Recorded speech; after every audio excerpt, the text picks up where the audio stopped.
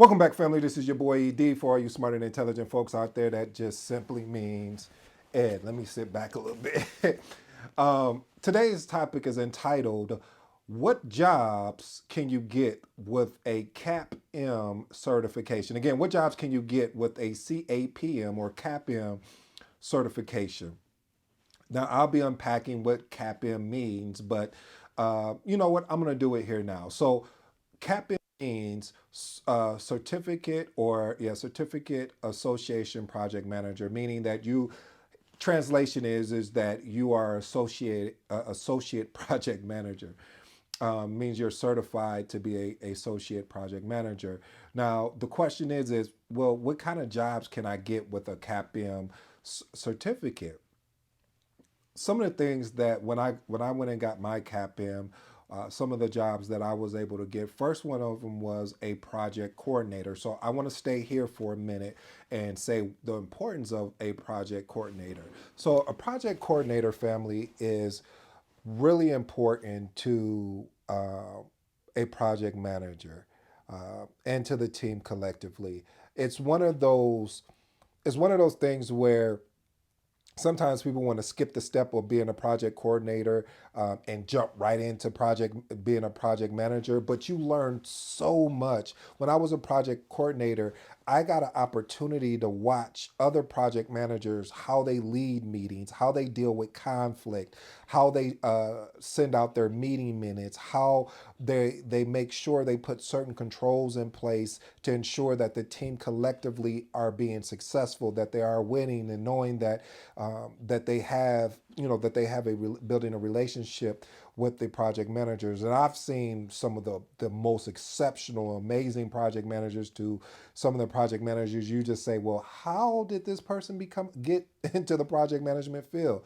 So I say all that to say this, family, is that a project coordinator to me is something that is the foundational principle to being an exceptional project manager. Some people don't have to be a project coordinator, that they can go right in to being a project manager, and that's fine. I mean, I'm not, even if you don't be a project, I'm not knocking you for that, but what I'm saying is being able to really not have to deal with the brunt of the project. You really get to sit in the passenger seat. Yes, there are things that are going to be required of you. You know, the project manager may say, hey, I need you to take notes for this particular meeting, and if they're an exceptional project manager, what they're doing is they're also taking notes, and they want to see kind of how your guys' notes compare, and so they can lead you of how they form up their notes. And so when you're moving forward and running when you are a project manager or even a project coordinator is leading, most of the time project coordinators will lead small, maybe small projects, maybe sometimes up to medium, but most of the time is really small projects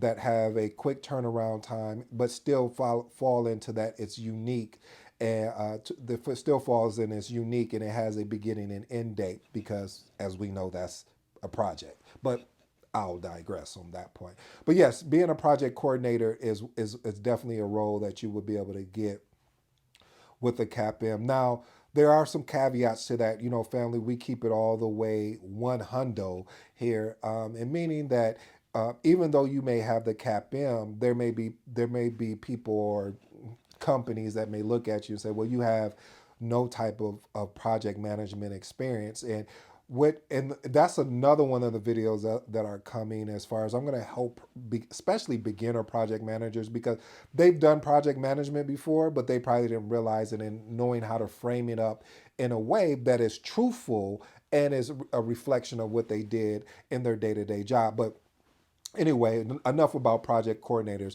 Another one is business analysts. Now, again, these are all, in my opinion, this is the road of how I got here. I'm not saying that you have to do it, you have to go this way. I'm not saying that you can't skip a step. I'm saying these are the steps that I went in, and this is if I was mentoring and coaching someone, I may say skip the business analyst, but I would say definitely a project coordinator, because with business analysts, the only thing that I really enjoyed about being a analyst is really the collecting requirements piece, which you do as a project manager. So it kind of makes sense. But it was reason why I loved about being a business analyst is identifying what are the requirements, and then first of all, identify which requirements have the priority, and then especially if it's a functional versus a technical, I can go on and on. But that's how I started.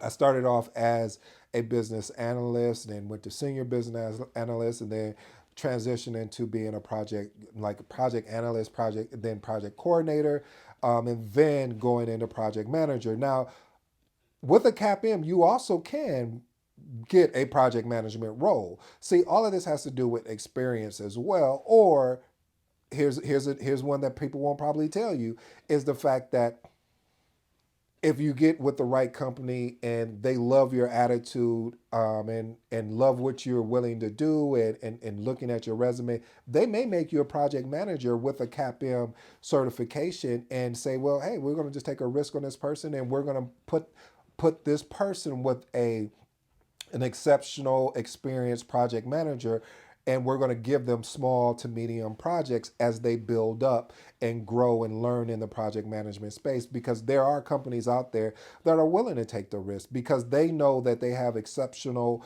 experienced project managers that can coach and guide that up and coming project manager. So don't be shocked if all of a sudden you put a CAPM on your certification. Listen, I would hire you as a project manager. You say, well, ED, you just talked about project coordinator and business analyst. Yes, those are key, but I'm saying this is subjective, meaning even though I went down that path, the project coordinator and business analyst, that doesn't mean that you have to, but I will say how much it did help me as a project manager.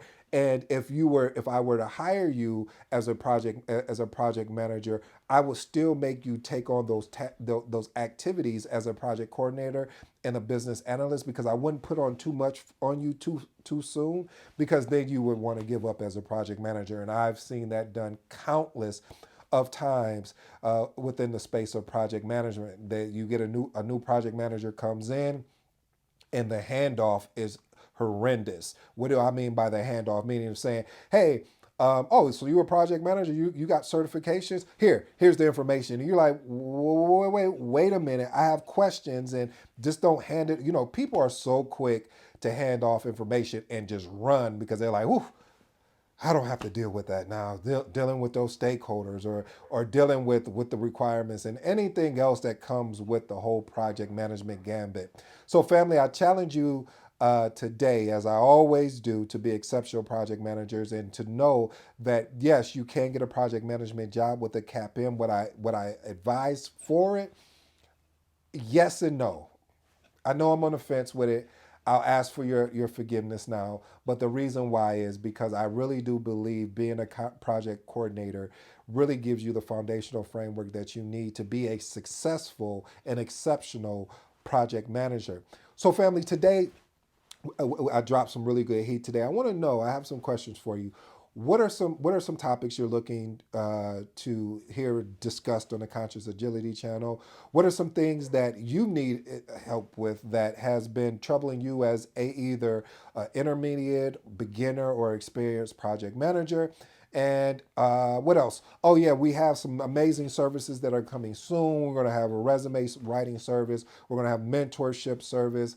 I mean, we're coming with it all, family. But we're going to start small, and then we're going to constantly grow. So I hope you're enjoying today's content.